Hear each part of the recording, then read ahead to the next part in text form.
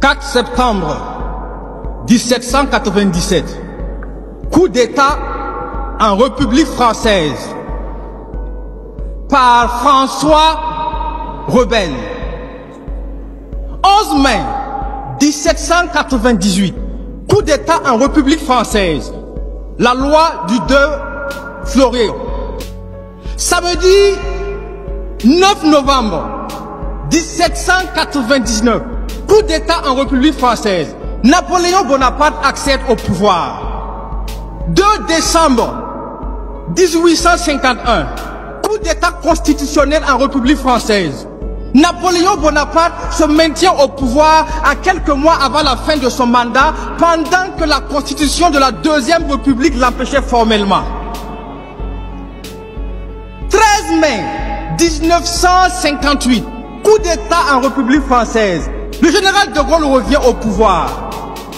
L'histoire ne ment pas.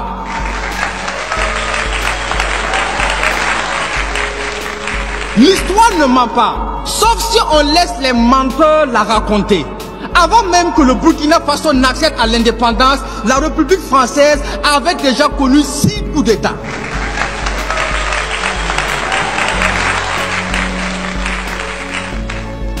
Comprenez donc que nous sommes dans le 2 poids 2 mesures, parce que fin d'année 2023, classification des 10 Français les plus grands hommes de tous les temps, et surprise, en 2e position, Napoléon Bonaparte, le putschiste. Dans le 2 poids 2 mesures, quand c'est eux, ce sont des sauveurs, et quand c'est nous, ce sont des putschistes. Quand c'est eux, ils jettent des fleurs, et quand c'est nous,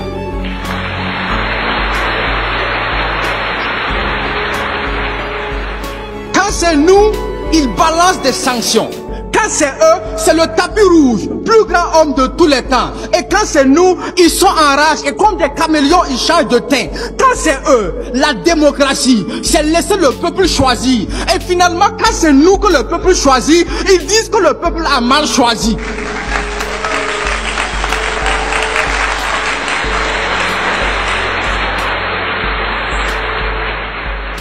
La démocratie, c'est le libre choix, et la dictature, c'est quand on impose. Mais quand eux, ils nous imposent la démocratie, n'est-ce pas ça aussi la dictature?